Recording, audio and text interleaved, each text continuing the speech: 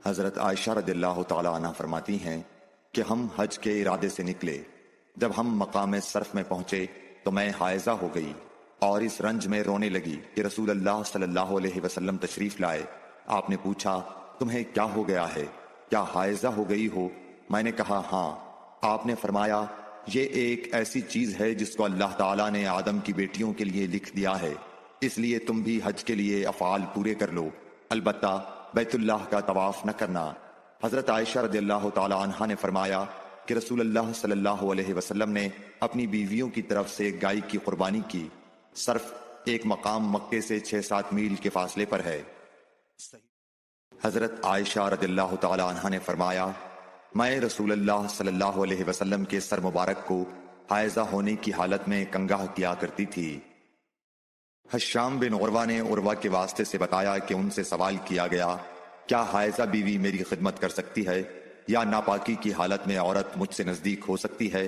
عروہ نے فرمایا میرے نزدیک تو اس میں کوئی حرج نہیں ہے، اس طرح کی عورتیں میری بھی خدمت کرتی ہیں اور اس میں کسی کے لیے بھی کوئی حرج نہیں، اس لیے کہ مجھے حضرت عائشہ رضی اللہ تعالی عنہا نے خبر دی کہ وہ رسول کریم صلی اللہ علیہ وسلم کو حائضہ ہونے کی حالت میں کنگھا کیا کرتی تھیں، اور رسول اللہ صلی اللہ علیہ وسلم اس وقت مسجد میں معتکف ہوتے۔ آپ اپنا سر مبارک قریب کر دیتے اور حضرت عائشہ رضی اللہ تعالی عنہا اپنے حجرے ہی سے کنگھا کر دیتی حالانکہ وہ حائضہ ہوتی۔ حضرت عائشہ رضی اللہ تعالی عنہا نے بیان کیا کہ نبی کریم صلی اللہ علیہ وسلم میری گود میں سر رکھ کر قرآن مجید پڑھتے حالانکہ میں اس وقت حیض والی ہوتی تھی۔ ام سلمہ رضی اللہ تعالی عنہا نے کہا کہ میں نبی کریم صلی اللہ علیہ وسلم کے ساتھ ایک چادر میں لیٹی ہوئی تھی، اتنے میں مجھے حیض آ گیا، اس لیے میں آہستہ سے باہر نکل آئی اور اپنے حیض کے کپڑے پہن لیے۔ حضور صلی اللہ علیہ وسلم نے پوچھا کیا تمہیں نفاس آ گیا ہے؟ میں نے عرض کیا ہاں، پھر مجھے آپ نے بلا لیا اور میں چادر میں آپ کے ساتھ لیٹ گئی۔ حضرت عائشہ رضی اللہ تعالی عنہا نے فرمایا میں اور نبی کریم صلی اللہ علیہ وسلم ایک ہی برتن میں غسل کرتے تھے حالانکہ دونوں جنبی ہوتے۔ حضرت عائشہ رضی اللہ تعالی عنہا نے فرمایا کہ آپ مجھے حکم فرماتے پس میں ازار باندھ لیتی، پھر آپ میرے ساتھ مباشرت کرتے، اس وقت میں حائضہ ہوتی۔ حضرت عائشہ رضی اللہ تعالی عنہا فرماتی ہیں کہ آپ صلی اللہ علیہ وسلم اپنا سر مبارک میری طرف کر دیتے، اس وقت آپ اعتکاف میں بیٹھے ہوئے ہوتے اور میں حیض کی حالت میں ہونے کے باوجود آپ کا سر مبارک دھو دیتی۔ حضرت عائشہ رضی اللہ تعالی عنہا نے فرمایا ہم ازواج میں سے کوئی جب حائضہ ہوتی اس حالت میں رسول اللہ صلی اللہ علیہ وسلم اگر مباشرت کا ارادہ کرتے آپ ازار باندھنے کا حکم دے دیتے باوجود حیض کی زیادتی کے، پھر بدن سے بدن ملاتے۔ آپ نے کہا تم میں ایسا کون ہے جو نبی کریم صلی اللہ علیہ وسلم کی طرح اپنی شہوت پر قابو رکھتا ہو؟ نبی کریم صلی اللہ علیہ وسلم اپنی بیویوں میں سے کسی سے مباشرت کرنا چاہتے اور وہ حائضہ ہوتی تو آپ کے حکم سے وہ پہلے ازار باندھ لیتی۔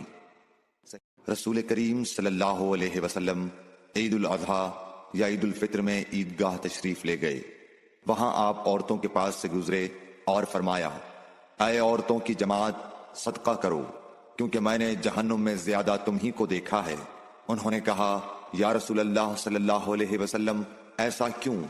آپ نے فرمایا کہ تم لعن طعن بہت کرتی ہو اور شوہر کی ناشکری کرتی ہو، باوجود عقل اور دین میں ناقص ہونے کے میں نے تم سے زیادہ کسی کو بھی ایک عقل مند اور تجربہ کار آدمی کو دیوانہ بنا دینے والا نہیں دیکھا۔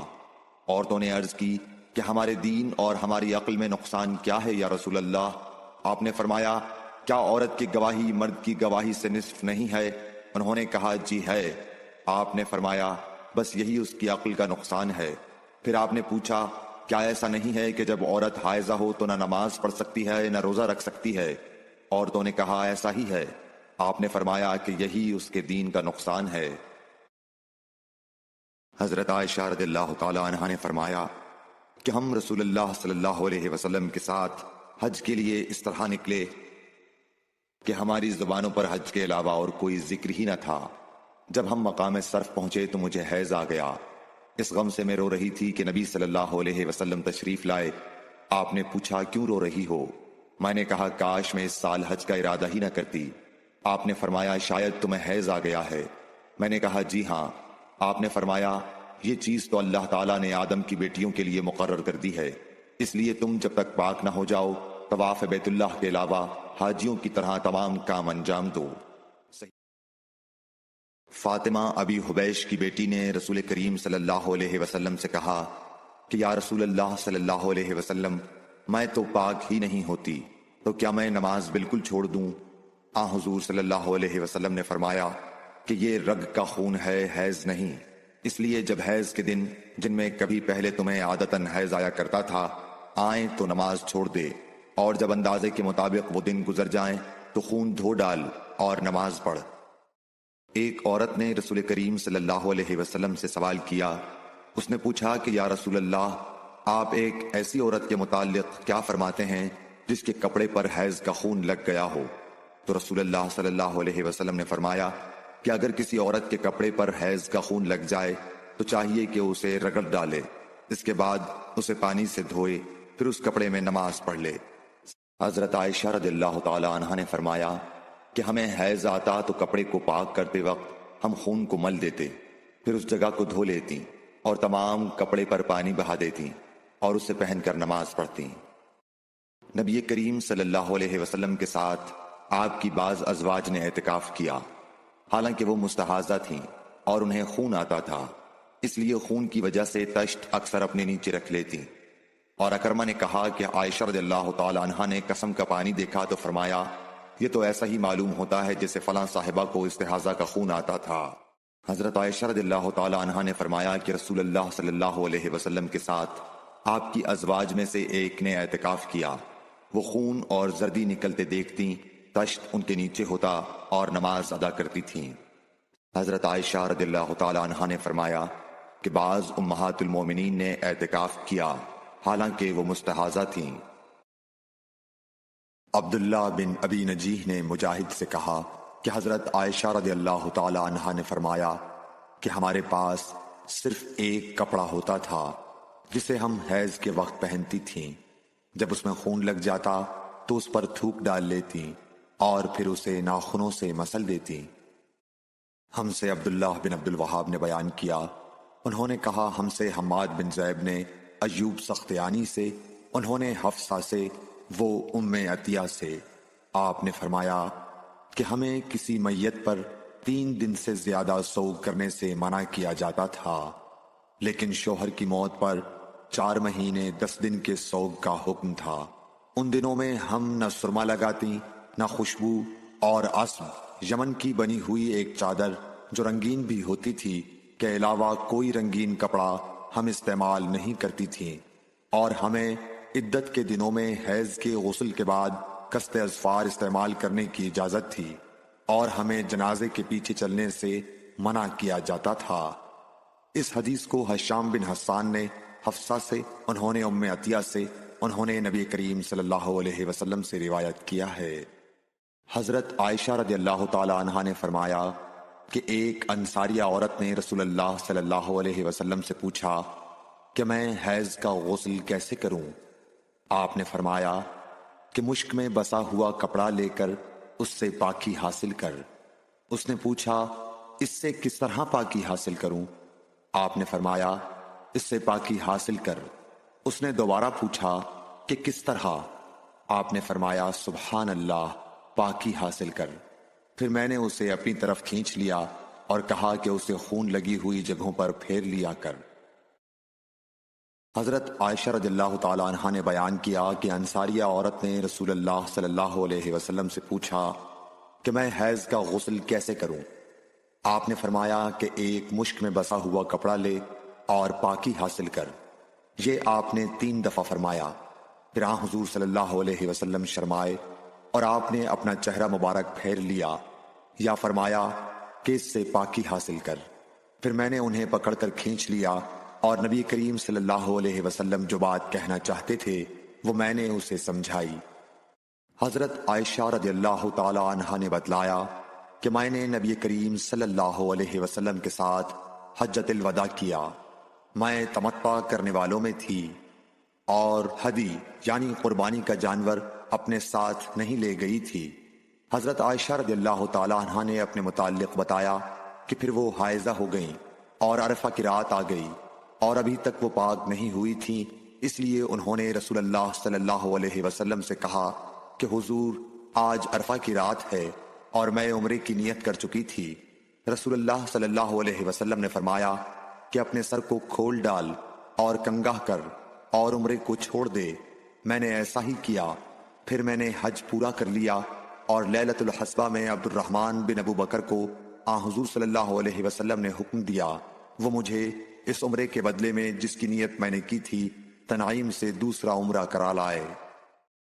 حضرت عائشہ رضی اللہ تعالی عنہا نے فرمایا ہم ذی الحجہ کا چاند دیکھتے ہی نکلے۔ رسول کریم صلی اللہ علیہ وسلم نے فرمایا کہ جس کا دل چاہے تو اسے عمرے کا احرام باندھ لینا چاہیے، کیونکہ اگر میں حدیث ساتھ نہ لاتا تو میں بھی عمرے کا احرام باندھتا۔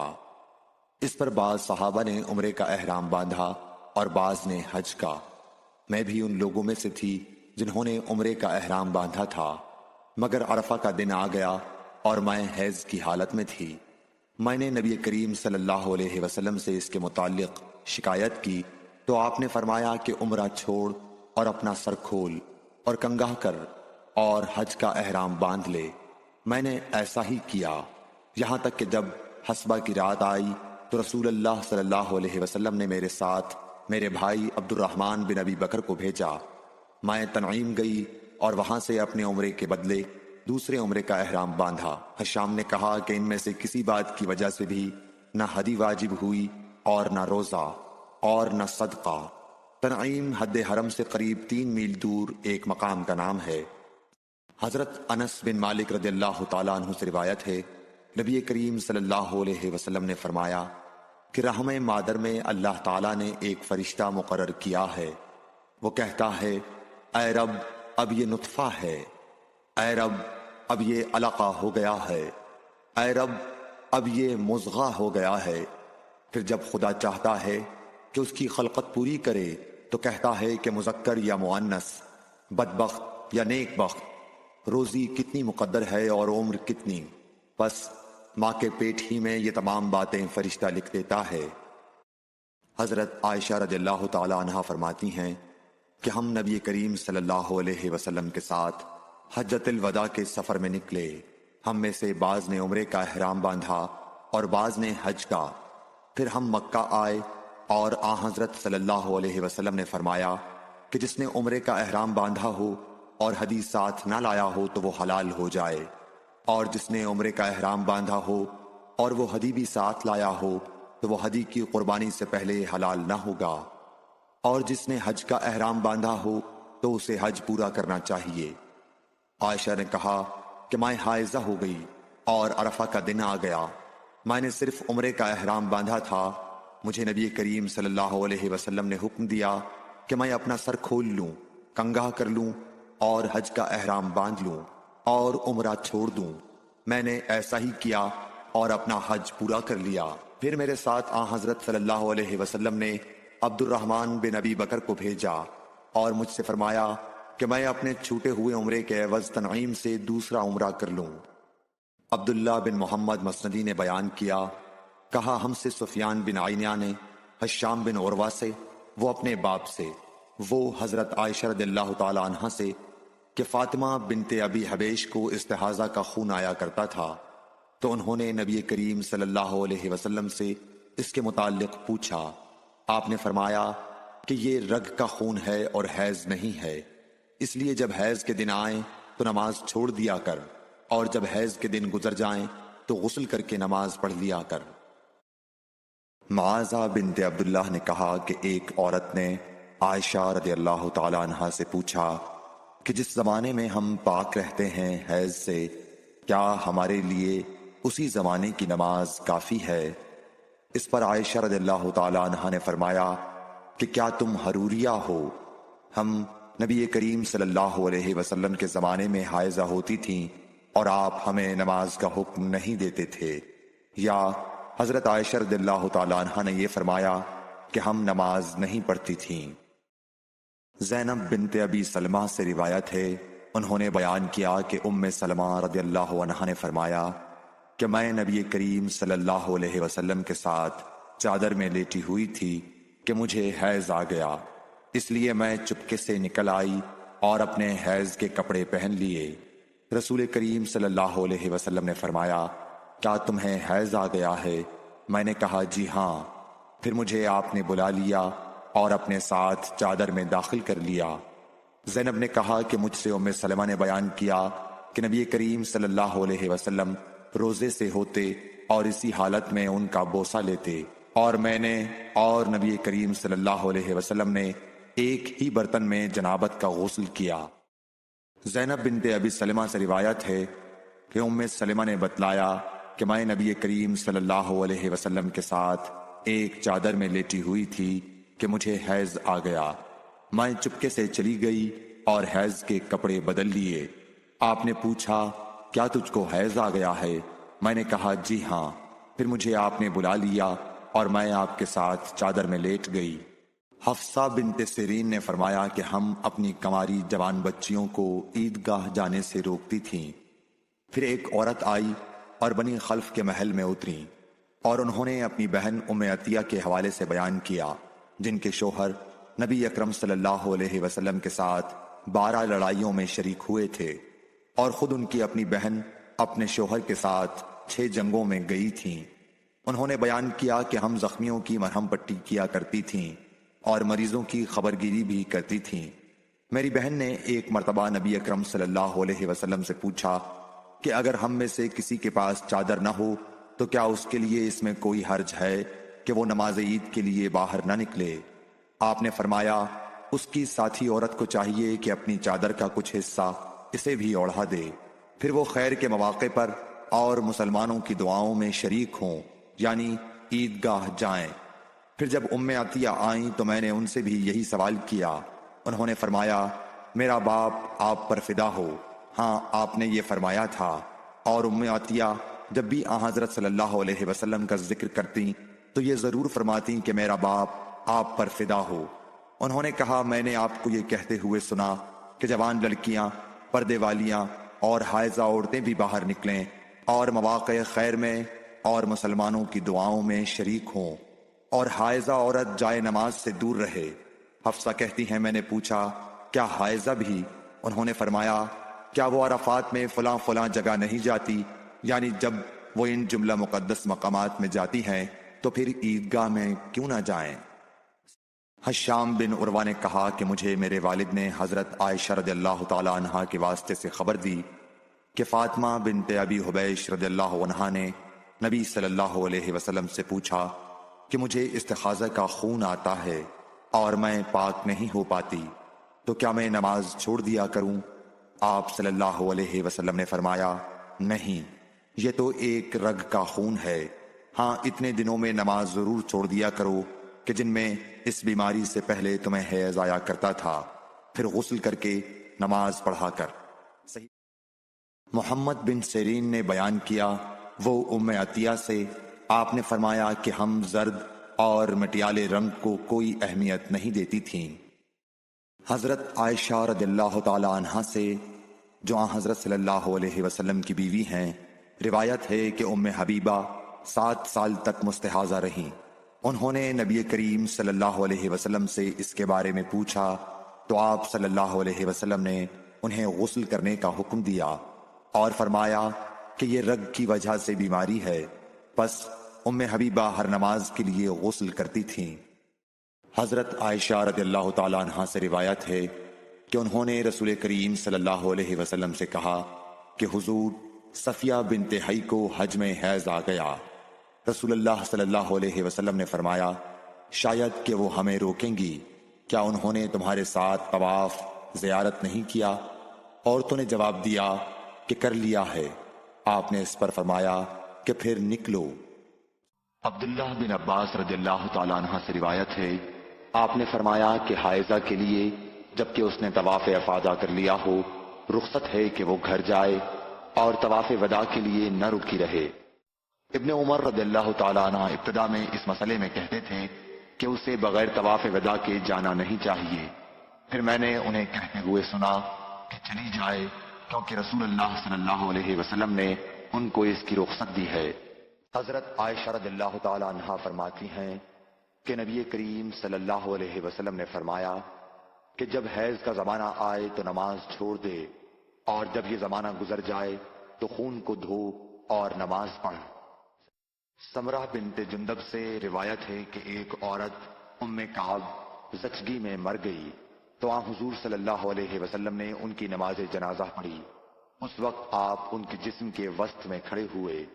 صحیح عبداللہ بن شداد نے کہا کہ میں نے اپنی خالہ میمونہ رضی اللہ تعالی عنہا سے، جو نبی کریم صلی اللہ علیہ وسلم کی زوجہ مطہرہ تھیں، سنا کہ میں حائضہ ہوتی تو نماز نہیں پڑھتی تھی، اور یہ کہ آپ رسول اللہ صلی اللہ علیہ وسلم کے گھر میں نماز پڑھنے کی جگہ کے قریب لیٹی ہوتی تھیں، اور یہ کہ آپ رسول اللہ صلی اللہ علیہ وسلم کے گھر میں نماز پڑھنے کی جگہ کے قریب لیٹی ہوتی تھیں۔